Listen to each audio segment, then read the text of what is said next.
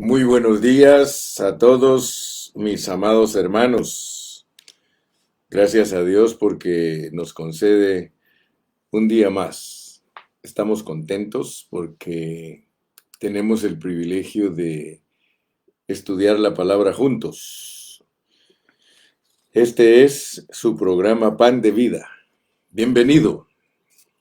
Abra su corazón. Pídale a Dios en esta mañana que le ayude a entender su palabra. Muchos leemos la Biblia, pero muy pocos la entendemos porque las enseñanzas tradicionales nos impiden a veces entender la palabra porque andamos llenos de conceptos que han sido ministrados a nosotros, pero yo creo con todo mi corazón que orando Dios nos abre su palabra. Vamos a orar. Padre Celestial, gracias en esta mañana por una nueva misericordia, por una nueva oportunidad. Gracias que nos has dado vida. Gracias que nos has ayudado para que sigamos adelante. Yo quiero pedirte una bendición para cada uno de los oyentes y quiero presentar mi petición delante de ti, la cual yo sé que muchos se unen a mi oración, porque queremos pedirte que por favor tengas misericordia de todos nuestros hermanos en Cristo que están contaminados del COVID. Nosotros sabemos, Señor, que tú eres soberano y que tú haces tu voluntad en todo el universo, porque el Padre nuestro nos lo enseña y dice, hágase tu voluntad. O sea que a algunos de nosotros todavía nos cuesta entender que tú eres soberano y que tú mueves todas las cosas y que sin tu voluntad ni la hoja de un árbol se cae, ni la hoja de un árbol se mueve. Ayúdanos a entender tu soberanía porque entonces nosotros podemos darte más gloria, porque tú eres el que decides todas las cosas, aún las circunstancias negativas, tú las creas para que nosotros seamos perfeccionados. Ayúdanos a entenderte, Señor, porque tú quieres que nosotros participemos de tu propósito. Y aquí estamos en esta mañana, Señor, con un corazón decidido.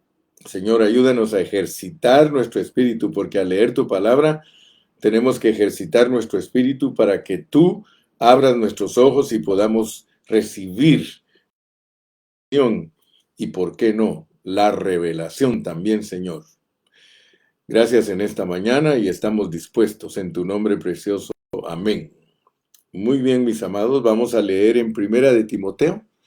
Abra su Biblia a Primera de Timoteo y leamos en el capítulo 4. Primera de Timoteo, capítulo 4. Y vamos a leer los versículos del 1 al 5.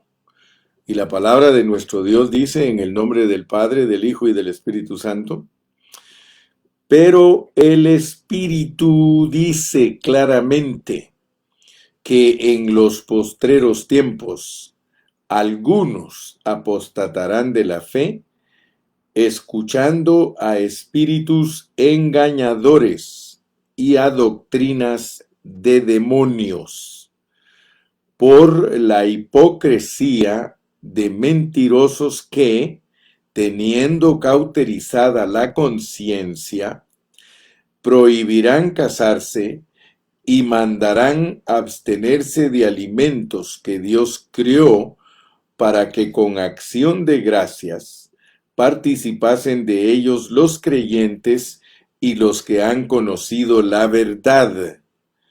Porque todo lo que Dios crió es bueno y nada es de desecharse si se toma con acción de gracias, porque la palabra de Dios y por la oración,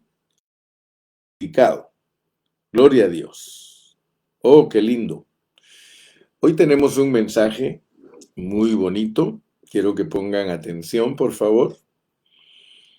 El título de nuestro mensaje es La predicción de la corrupción de la iglesia. Oiga eso.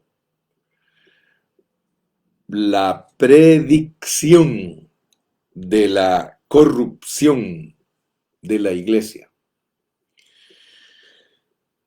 Hay cosas que a nosotros, si no nos las explican bien, nosotros tenemos problemas para entenderlas. La palabra de Dios es algo que, si ustedes se dan cuenta, en el contexto de Primera de Timoteo dice Pablo a Timoteo, como te rogué que te quedases en Éfeso cuando fui a Macedonia, para que mandases a algunos. Él usa mucho esa palabra, algunos, para que mandases a algunos que no enseñen diferente enseñanza, que no enseñen diferente doctrina. Notemos pues que el contexto de Primera de Timoteo contrasta las enseñanzas diferentes con la economía de Dios. Por eso dice el 4, ni presten atención a fábulas y genealogías interminables que acarrean disputas, más bien que la economía de Dios, que es por fe. Así te encargo ahora. Si nosotros tomamos la palabra de Dios livianamente, pues no vamos a poder entender lo que Pablo le estaba pidiendo a Timoteo. Pero lo que Pablo le pedía a Timoteo era algo crucial. Es de vida o de muerte. O sea que debemos de tomar la Biblia en una forma seria, porque si no, nosotros no vamos a participar de la economía de Dios. Y nuestra carga debe de ser participar de la economía de Dios, de lo economos de Dios, de la ley de la casa. O sea que la ley que rige a la familia de Dios, la norma que rige a la familia de Dios.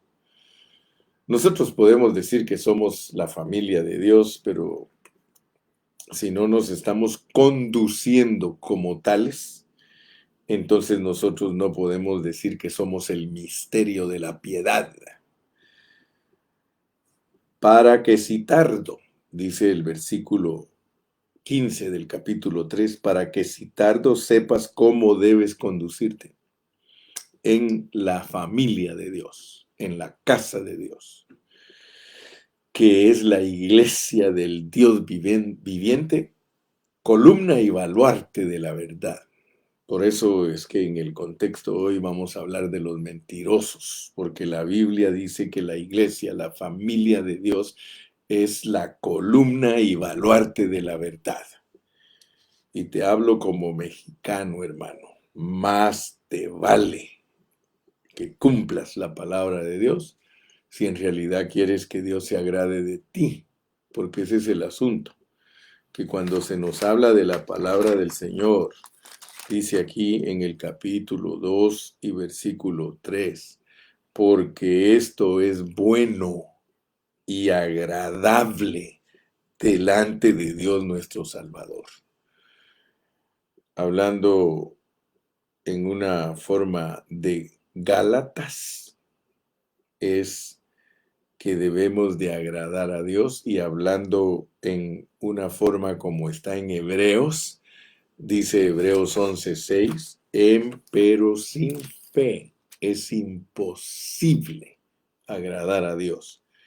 Quiere decir que si nosotros no oímos con fe esta palabra, para nosotros es imposible agradar a Dios, porque el oír con fe hace que nosotros seamos administrados y suministrados en nuestro espíritu.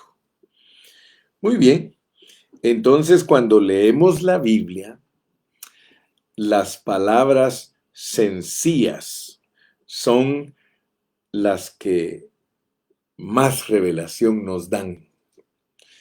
Tomemos, por ejemplo, la palabra que está en el 4:1, pero. Fíjese que esa palabrita pero en el 4:1 es la que nos abre el capítulo 4. porque la palabra pero indica que hay un contraste entre los versículos finales del capítulo 3 y ese contraste nos presenta, fíjese, que los últimos versículos del capítulo 3 son algo maravilloso, o sea que nos da una revelación bien preciosa, capítulo 3, 14, 15 y 16. Ahí Pablo llega a la cúspide de revelarnos lo que es la iglesia. O sea que nos da un cuadro gloriosísimo de la iglesia, hermano. Porque nos dice que la iglesia es el misterio de la piedad. Por eso ayer les dije que si solo se lo aplicamos a Cristo, nos vamos a quedar cortos de revelación. Pero aquí, por favor, y lo voy a volver a repetir. Dice, esto te escribo, versículo 14 del capítulo 3, esto te escribo aunque tengo la esperanza de ir pronto a verte, para que si tardo, sepas cómo debes conducirte en la casa de Dios, que es la iglesia del Dios viviente.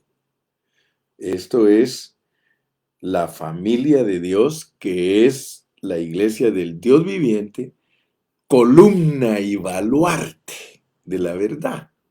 O sea que en la iglesia no se puede engañar. La iglesia es la fortaleza, es un castillo. Eso quiere decir que columna y baluarte. Es un fuerte donde están todos los soldados. En figura, Pablo nos está diciendo que la iglesia es esa fortaleza. De ahí lo único que sale es la verdad. Y todos debemos saber que la verdad es Cristo y la iglesia. La verdad no son doctrinas. El contexto te dice que no enseñemos diferentes doctrinas. O sea que enseñemos la economía de Dios. Y la economía de Dios es que Dios es el Espíritu. Te lo repetiré 1500 veces, 2000, 3000. El Espíritu es el Dios triuno procesado que entra dentro de los cristianos. Eso significa el simple título Espíritu. Así que cuando hablamos de la economía de Dios, estamos hablando precisamente de que Dios vive en tu espíritu. Tú, mi hermano cristiano, Dios vive en tu espíritu. Eso es la economía de Dios. Y eso es lo que la iglesia debe de enseñar porque es lo único que va a liberar a los hermanos de su carne. Y es lo único que los va a hacer vencedores si entienden la economía de Dios.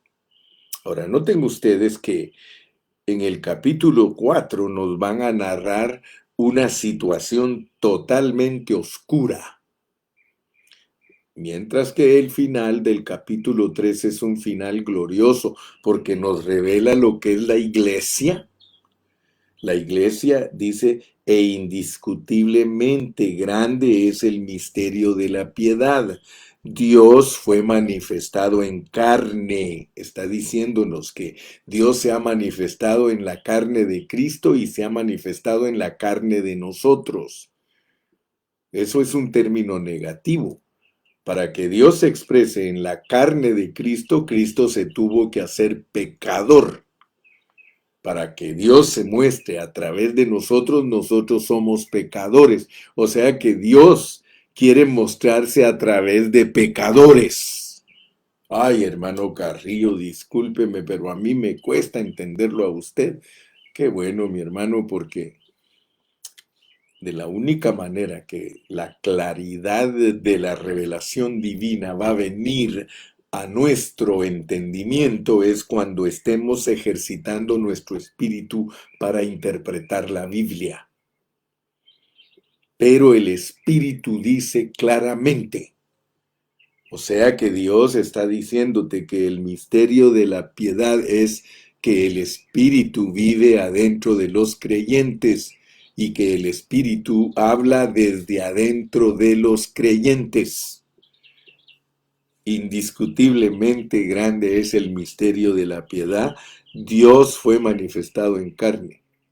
Ahora, fíjate pues, el proceso de Dios manifestado en carne, justificado en el Espíritu. Yo quiero que notes, la palabra justificación en el Espíritu significa que todos los cristianos y Cristo vienen del cielo justificados. Oiga bien eso, por favor, porque el mensaje de hoy le tenemos que poner atención si queremos entender. Cristo y la iglesia, que son el misterio de la encarnación, porque ayer lo probamos por el capítulo 1 de Juan, son personas que vienen justificadas en su espíritu. Ay, hermano Carrillo, ¿me puede explicar qué quiere decir eso? Sí, que todos nosotros, al igual que Cristo, fuimos escogidos y predestinados. De hecho, ¿se recuerdan cuando estudiamos Efesios? Efesios 2:10 dice que nosotros fuimos creados en Cristo Jesús. Creados en Cristo Jesús. Escogidos y predestinados. Y nosotros, al oír la palabra de Dios con fe, dice Romanos 5:1, justificados pues por la fe, tenemos paz para con Dios. O sea que entiende lo que significa justificado en el Espíritu. El Señor Jesucristo, su esencia era el Espíritu de Dios. O sea que así como nosotros tenemos un espíritu con minúscula, el Espíritu del Señor era el Espíritu con mayúscula.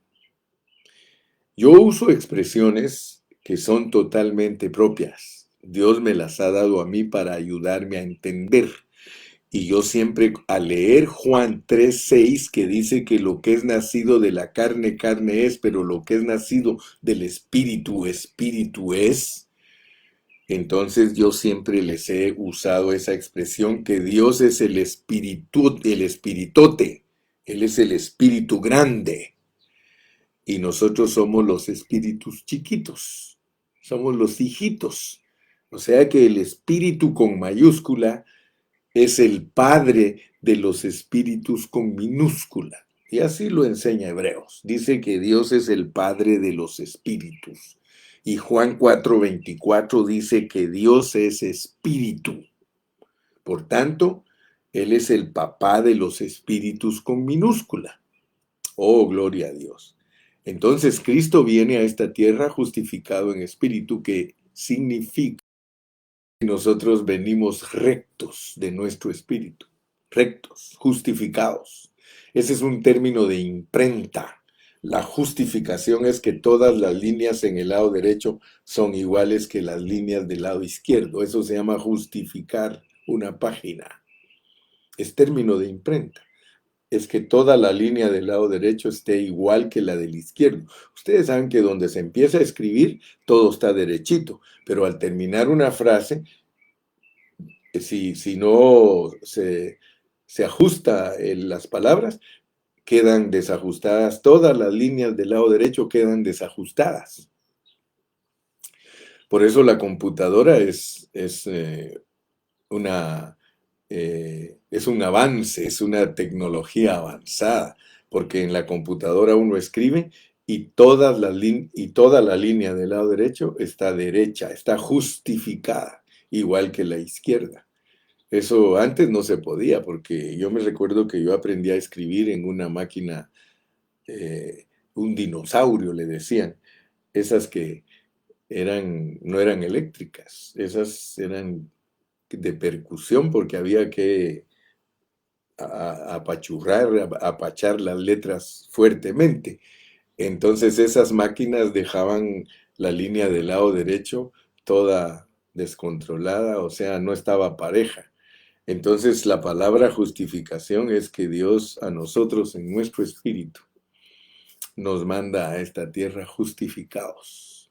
O sea que la justificación la logramos por fe. O sea que solo con oír la palabra nosotros nos identificamos como cristianos y entonces nosotros somos justificados. Pero porque ya veníamos justificados, me explico, ¿verdad? Eso se llama en la Biblia escoger y predestinar.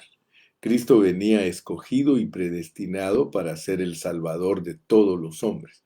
O sea que la razón por la cual Él no se perdió en esta tierra, ni perdió el tiempo, ni anduvo en otras cosas, es porque Él es Dios. Él es Dios hecho hombre. Entonces el Espíritu de Él venía justificado. Y nosotros venimos también en Cristo, porque nosotros venimos en Cristo. Por eso es que el apóstol enseña todo esto y él no tiene problema en enseñarlo. Él dice que con Cristo nos morimos, que con Cristo resucitamos, que con Cristo estamos sentados en el trono. Así que el apóstol es el que nos enseña que nosotros, desde que nos unimos al Señor, somos un espíritu con Él. Entonces, yo sé que aparentemente estoy repitiendo lo mismo, pero no, Señor. Estoy enseñando solo que uso las mismas letras. Pues para enseñar, hermano, las mismas letras se usan para decir cosas diferentes. Pablo escribe 14 epístolas y usa las mismas letras, el mismo abecedario, pero lo va colocando bajo contexto, porque tenemos que entender todas las cosas bajo contexto. Y ahorita te estoy hablando de que indiscutiblemente grande es el misterio de la piedad, Dios manifestado en carne, justificado en el Espíritu, gracias a Dios, que esto nos ayuda a entender la pureza de la palabra. Es por la palabra misma que tú entiendes todas las cosas. Tú estás entendiendo entonces ahora que tú y yo y Cristo todos venimos justificados en nuestro espíritu, no en nuestra alma. En nuestra alma no venimos justificados. Por eso es de que tenemos que ganar nuestras almas. Por eso todo el meollo del asunto de un cristiano es su alma. Nosotros no tenemos problemas en nuestro espíritu. Nuestro espíritu viene justificado. Ahora, esto lo vieron los ángeles. O sea que los ángeles saben de todo eso en nosotros.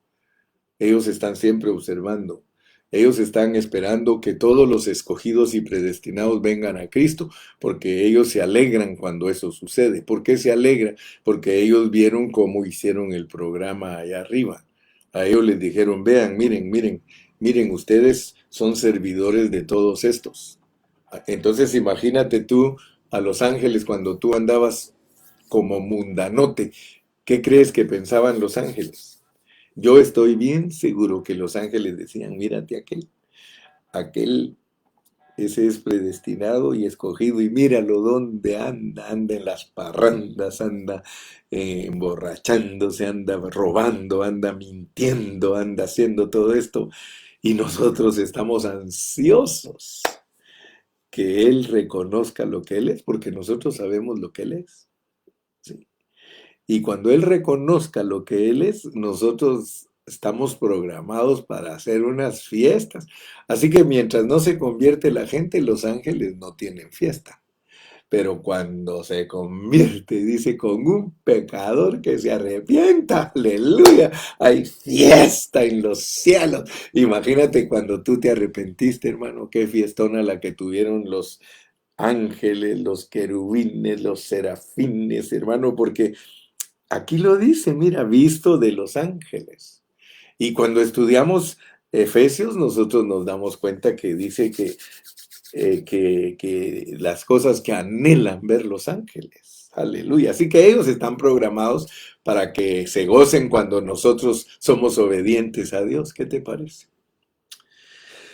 Dice, predicado a los gentiles. predicado a los gentiles. Tú sabes que cuando Cristo estuvo aquí en la tierra, Él no predicó o no fue predicado a los gentiles. Él dijo, no, no, no, no, dijo, yo vine a la casa perdida de Israel, yo vine a la familia de Israel, a las ovejas perdidas de Israel. Aun cuando la mujer sirofenicia le pidió un milagro, le dijo, no está dado el pan de los hijos a los perros. Y gloria a Dios que esa mujer agarró la onda porque ella, de alguna manera, el Espíritu la inspiró para que ella supiera que Dios iba a visitar también a los gentiles. Aleluya. Predicado a los gentiles. Entonces ya ahí ya estamos hablando de cuando Él ya está en el trono. Aleluya. Así que quiero que te des cuenta qué incluye este versículo. Predicado a los gentiles, creído en el mundo. Aleluya. La fe hizo que nosotros, que éramos el mundo, porque de tal manera amó Dios al mundo, nosotros somos el mundo que estaba perdido. No está diciendo que Él quiere que todo el mundo sea salvo, sino que Él escogió y predestinó a los cristianos que antes de venir a Él éramos el mundo, porque de tal manera amó Dios al mundo, que ha dado a su Hijo unigénito para que todo aquel que en Él cree, está hablando de los de la fe, tenga vida eterna. Así que otros pasajes te van a explicar. Cuando Él oró en Juan 17, Él dijo, yo no oro por el mundo, dijo, sino por los que me diste. Así que no te hagas bolas. La soberanía de Dios, el escoger y predestinar, tienes que entenderlo. Entonces, yo quiero decirte pues que muchos cristianos predican de este pasaje, pero no lo explican. Este pasaje incluye a Cristo y la iglesia, por eso el Espíritu Santo, el Espíritu que va a decir claramente lo que vamos a ver, lo negativo, él mismo está diciendo que la iglesia es la familia de Dios, el baluarte, la columna y baluarte de la verdad, porque ella es la encarnación de Cristo y la encarnación de nosotros. Y entiéndelo pues que aquí dice recibido arriba en gloria, recibido arriba en gloria. Si tú no le pides a Dios a entender lo que es el misterio de la encarnación, solo se lo vas a aplicar a Cristo. Pero el mismo Pablo te enseña que Cristo fue recibido arriba en gloria con todos nosotros junto con Él. Desde que Él resucitó y es el Espíritu, nosotros a donde Él está, nosotros estamos. Ahorita Él solo está esperando que le llegue su cuerpo. Pero nosotros posicionalmente, y esa es la pureza de la palabra, nosotros estamos juntamente con Cristo sentados en gloria, en el trono. Si no tienes fe para creer eso, pues nunca lo vas a experimentar. Y precisamente cuando uno tiene fe para creer esto es que experimenta la vida de Cristo, la que Él vivió. La vida que Él vivió, porque Él está dentro de nosotros y nosotros estamos equipados para vivir esa clase de vida. Muy bien, entonces muchos predican de estos versículos, pero no les dan la importancia que merecen. Y yo quiero decirles que desde hace muchos años yo he insistido de que leamos la Biblia con seriedad, que leamos la Biblia con responsabilidad. Y por eso usamos la triple expresión, que somos responsables delante de la palabra de Dios, somos responsables delante de los hermanos y somos responsables delante de Dios. Aleluya. Ahora, notemos algo, porque es necesario que nosotros veamos cómo habla Dios en el Nuevo Testamento. Ayer lo inicié y hoy lo continuaré. En el Antiguo Testamento hay muchos versículos, muchos, de cómo el Espíritu de Dios venía sobre los profetas.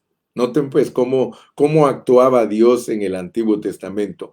Él venía sobre los profetas y ellos hablaban. Ellos decían las cosas que Dios quería que su pueblo supiera. Amén. En el Nuevo Testamento hay otro principio, o sea, el principio que Dios usaba para visitar a su pueblo por medio de los profetas era que el poder de Dios venía sobre ellos y ellos hablaban. Pero en el Nuevo Testamento el principio cambia, no es el mismo. Debemos de alcanzar a ver eso porque ahora nosotros debemos alcanzar a ver que en el Nuevo Testamento Dios habla por medio del principio de encarnación.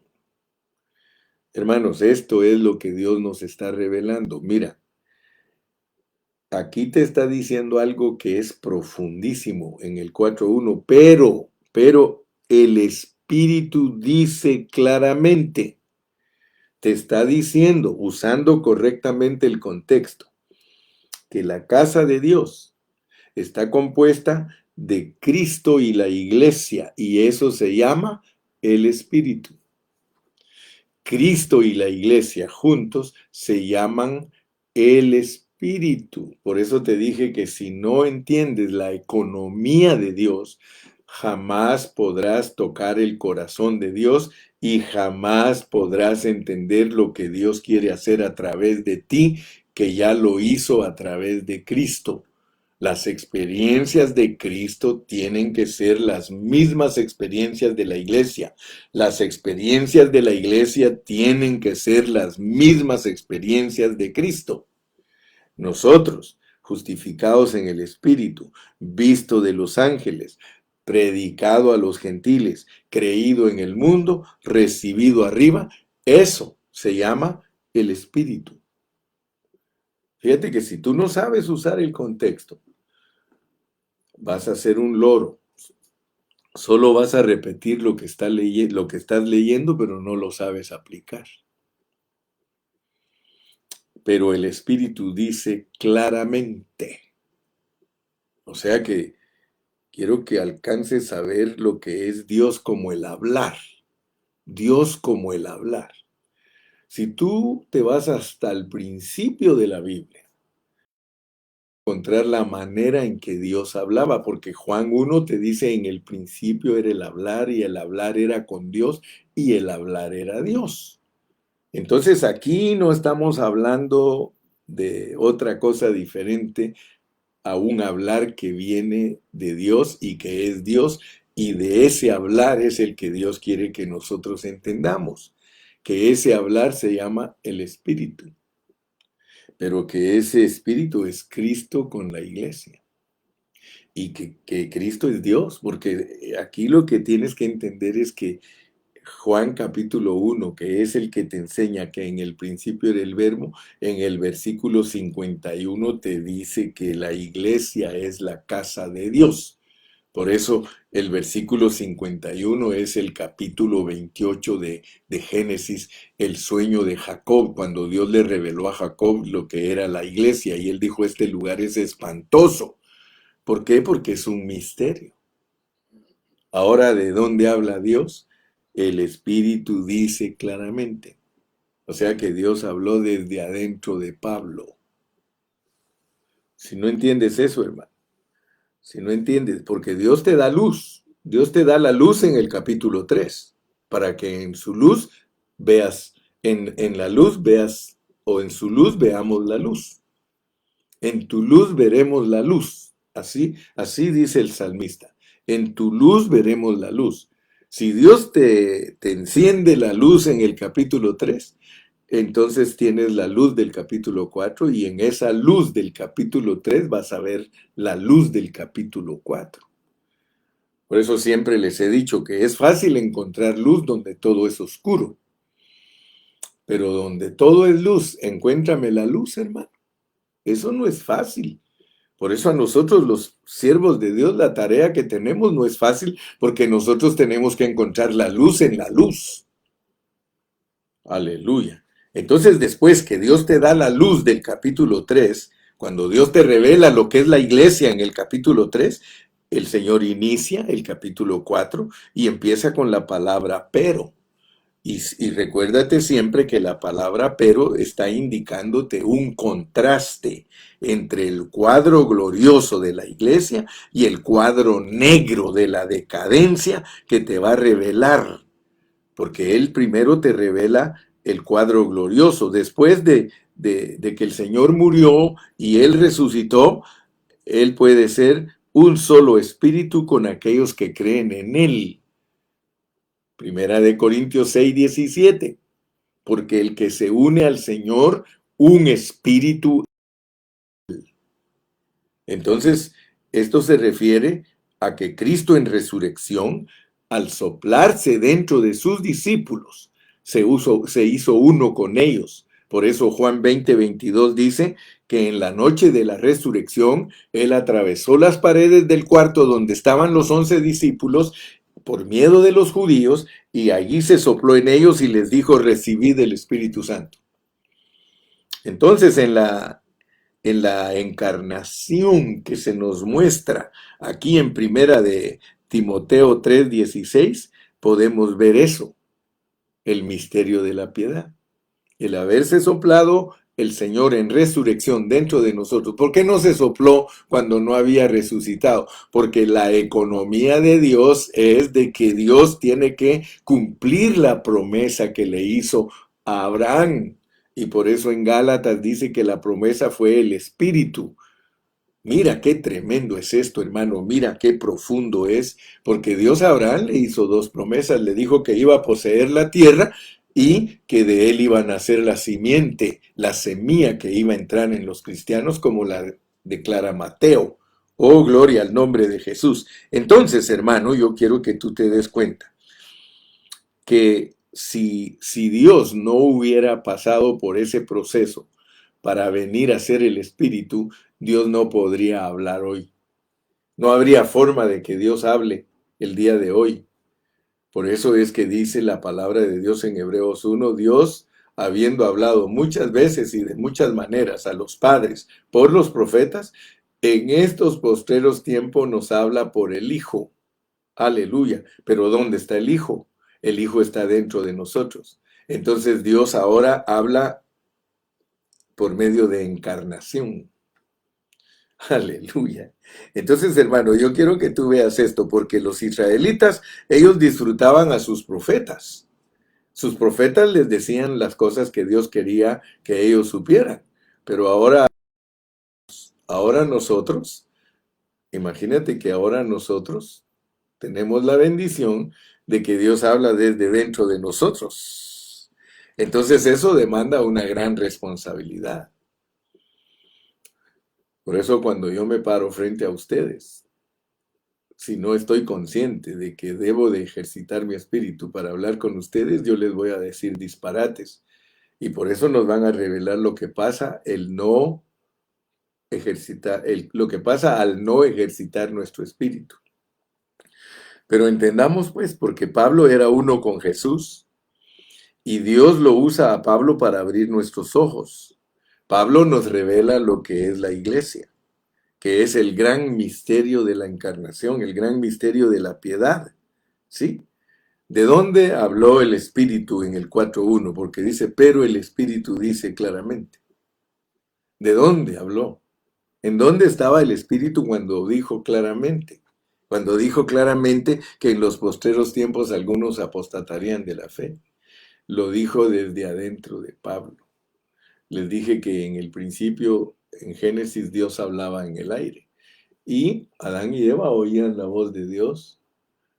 Es más, cuando cayó dice que le decía, Adán, Adán, ¿dónde estás? Y él se escondió.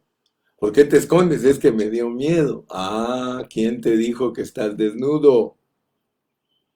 Le creíste a esa persona que te dijo que estás desnudo, ¿verdad? Tuviste fe para oírlo a él, que es el engañador. Fíjense cómo funciona este asunto del hablar divino. Porque el hablar divino se puede usar para engañar. Se puede usar para engañar. Ahora fíjate, allá en Génesis, Dios hablaba en el aire. Seguimos leyendo y en Éxodo habla desde una zarza. Seguimos leyendo, ¿sí? Y ya Dios no habla desde una zarza, sino desde un tabernáculo. ¿Sí o no? Y tú sigues leyendo y vas a descubrir que después ese tabernáculo que era sombra del hablar, porque dice la Biblia claramente en Levítico que desde ahí, en Números, que desde ahí hablaba Dios. Y tú sigues leyendo y Dios te dice, el tabernáculo es una sombra de lo que yo quiero lograr para que mi hablar no sea ni en el aire, ni en una zarza, ni en un tabernáculo, una tiendita, sino en el verdadero tabernáculo. Y aquel verbo tabernaculizó entre los hombres, tomó cuerpo humano, ese es el verdadero tabernáculo, ese es el templo, destruid este templo, dijo él. Entonces notemos que ya cuando Cristo vino, Él era el tabernáculo de donde Dios hablaba y Él le habló a toda la gente por 3 años y medio. La gente escuchó el hablar de Dios directamente de Él como el misterio de la piedad, como el misterio de la encarnación. Pero luego Él fue a la cruz y después que fue a la cruz resucitó y siguió hablando, ahora habla a través de nosotros.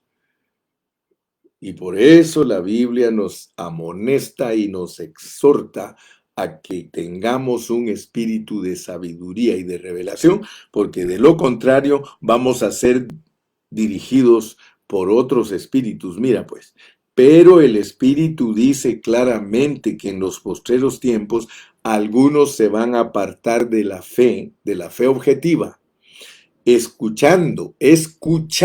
Mira quiénes son los que hacen que la iglesia sea engañada. Espíritus, son ángeles, ángeles caídos. El engaño que está en toda la iglesia, porque dice que el Espíritu dijo claramente que ese engaño iba a venir y viene por medio de ángeles caídos. Y fíjense pues, el engaño viene por medio de los ángeles caídos y las enseñanzas vienen por medio de los demonios. Quiero que por favor me pongas atención, mi hermano. La confusión que hay en todas las iglesias es debido a que los siervos de Dios han sido engañados por ángeles caídos y los demonios han entrado como los secuaces, como los ayudantes de los ángeles caídos y de Satanás para enseñar doctrinas. Hermano, las doctrinas las usan los demonios. Esto que te estoy hablando, hermano, esto que te estoy hablando, mi hermanito querido, por favor, hermano, ponle atención, hermano.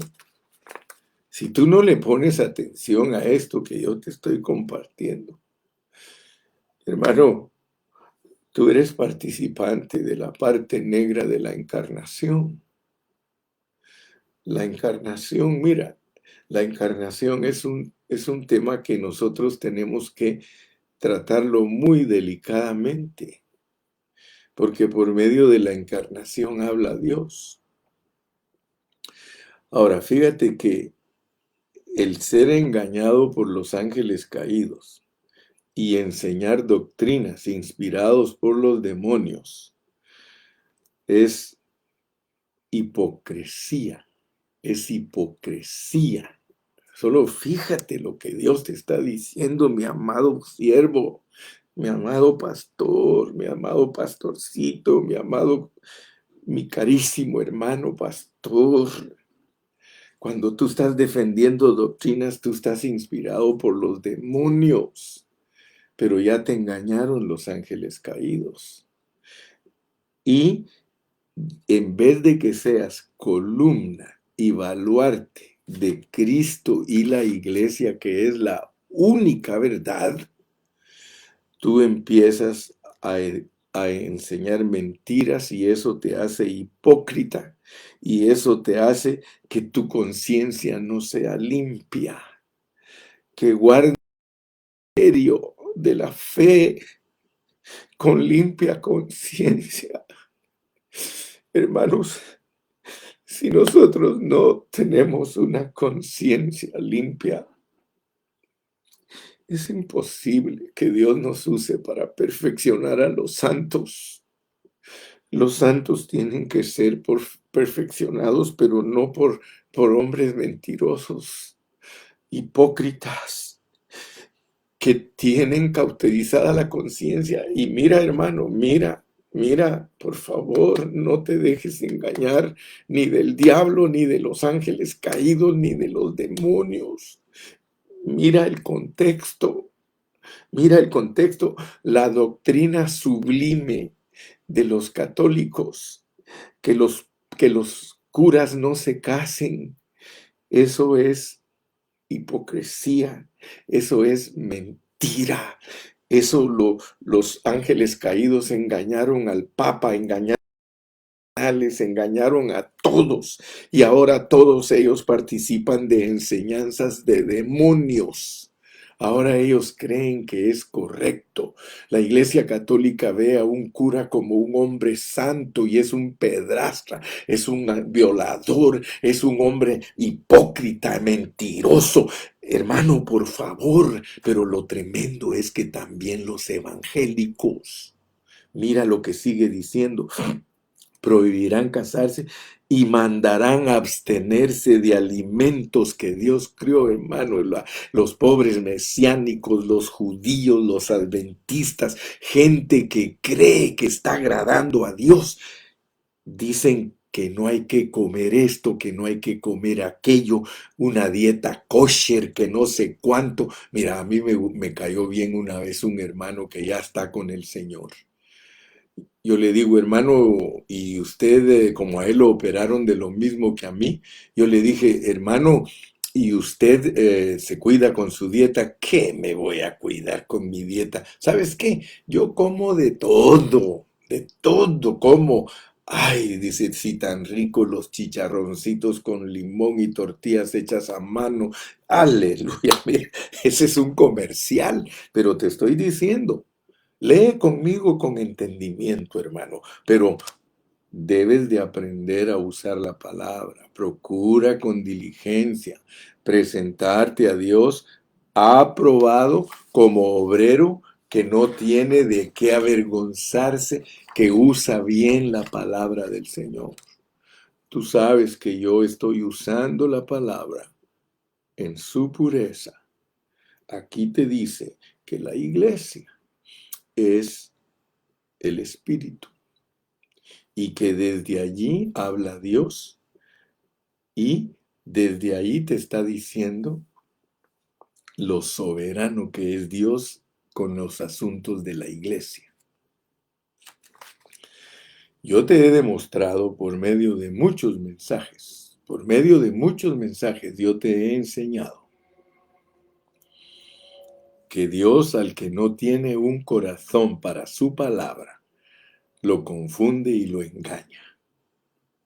Y por eso siempre te predico con mucha responsabilidad, porque si tú no amas la palabra, tú vas a estar oyendo espíritus engañadores y doctrinas de demonios. Escúchame bien, y te lo digo delante de Dios que me está escuchando. Te lo digo. Cualquier predicador, por muy bonito que predique, si no está predicando la economía de Dios, te está engañando, es un hipócrita y está usando las cosas de Dios para obtener ganancias para él mismo. Por eso te dije yo, hermano, el hermano Carrillo no anda buscando ganancias deshonestas, no ando buscando fama, no ando buscando cómo engrandecer mi congregación, sino que estoy cuidándote a ti, cómo tú no seas engañado. Ya deja de estar oyendo a todos los predicadores si no te están edificando. ¿Para qué los estás escuchando si solo te van a robar lo que te está poniendo el hermano Carrillo? El hermano Carrillo te instruye bien y te edifica con las manos, y aquellos vienen y con los pies patean todo lo que el hermano Carrillo te enseña y te hace creer otras cosas, te hace ver otras cosas. Vas a leer conmigo y con eso voy a terminar hoy el mensaje. Leámoslo, leámoslo. Pero el Espíritu dice claramente que en los postreros tiempos algunos apostatarán de la fe, escuchando a espíritus engañadores. ¿Quieres tú apostatar de la fe? Sigue escuchando a los espíritus engañadores.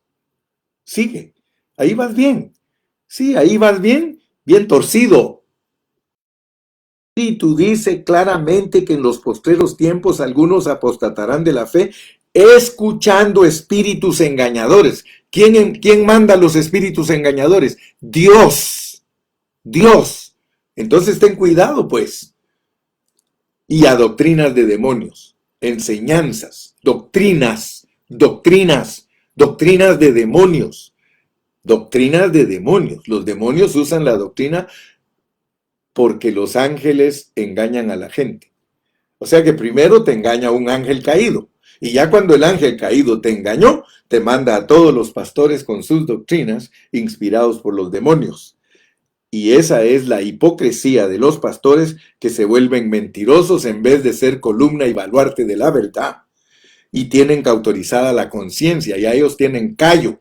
A ellos los mismos les da chana que Juana, a ellos los mismos les da predicar lo que predican sin discernir y sin poner atención y tener responsabilidad delante de Dios. Prohibirán casarse, mandarán abstenerse de alimentos que Dios creó, para que con acción de gracias participen todos los creyentes y los que han conocido la verdad, Cristo y la iglesia. Porque todo lo que Dios creó es bueno y nada es de desecharse si se toma con acción de gracias, porque por la palabra de Dios, y por la oración es santificado. Así que solo te pone un ejemplo. Aquí te pone un ejemplo de lo que es el engaño. Pero yo te puedo decir que la iglesia no solamente tiene este engaño. La iglesia tiene un montón de engaño a través de las doctrinas. Pero Dios te lo pone de una manera que tienes que prestar atención.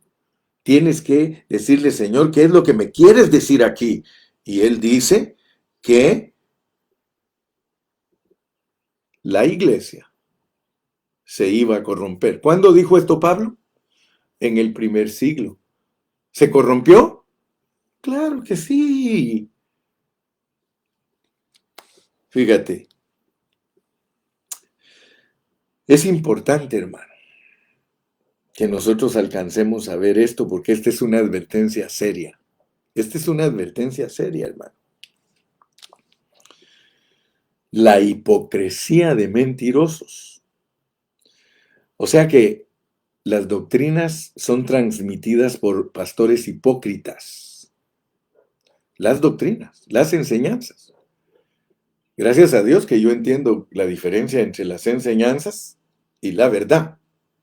Pablo te va a decir siempre la verdad, la verdad, la verdad, la verdad. Pablo te dice que la verdad no son doctrinas. Voy a terminar hoy recordándote nuestra efesenciada. Vamos a Efesios. Efesios capítulo 4. Efesios 4. Efesios 4. Aleluya. Dice en el versículo 11 en adelante. Y él mismo constituyó a unos apóstoles, a otros profetas, a otros evangelistas, a otros pastores y maestros, a fin de perfeccionar a los santos para la obra del ministerio, para la economía del cuerpo de Cristo, para la economía del cuerpo de Cristo. Fíjate pues, nosotros funcionamos para la economía, pero si tú no estás funcionando para la economía, entonces tú no estás tocando el propósito divino, aunque prediques 100 mensajes, 200 mensajes, 500 mensajes, y aunque grites a los 4 vientos, hermano, tú no estás tocando el propósito divino. El propósito divino es la economía de Dios, a fin de perfeccionar a los santos para la obra del ministerio, para la economía del cuerpo de Cristo. La misma palabra edificación aquí es la de 1 Timoteo, de economía. Hasta que todos lleguemos. Mira para qué sirve la economía de Dios, pues. Hasta que todos lleguemos a la unidad de la fe, predicar una sola cosa, el misterio de Dios. Y del conocimiento del Hijo de Dios, a un varón perfecto, a la medida de la estatura de la plenitud de Cristo.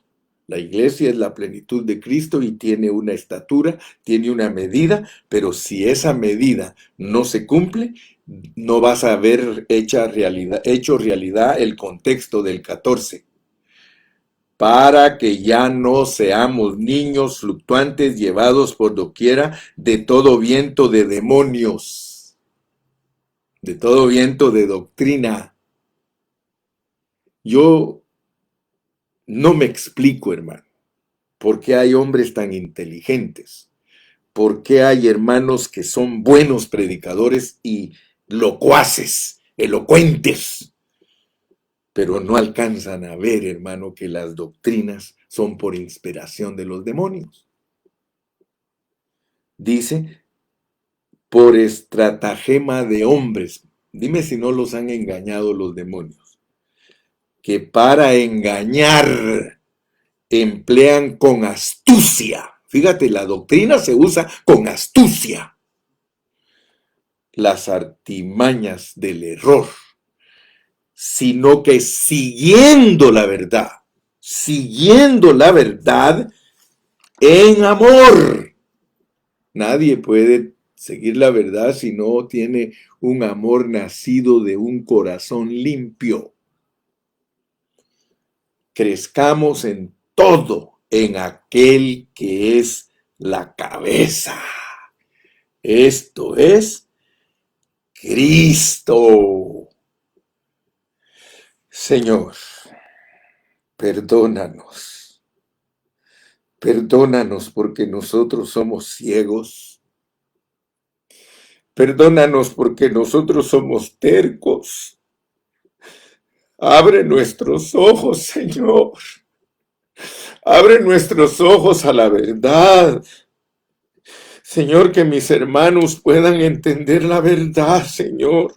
Ya no es tiempo de seguir en esa mezcla, ya no es tiempo de dejarnos engañar, ya no es tiempo, Señor, es tiempo de que salgamos de todo engaño, porque tú nos estás hablando a gritos, nos estás diciendo la realidad de que debe ser predicada. Señor, ayúdanos, por favor.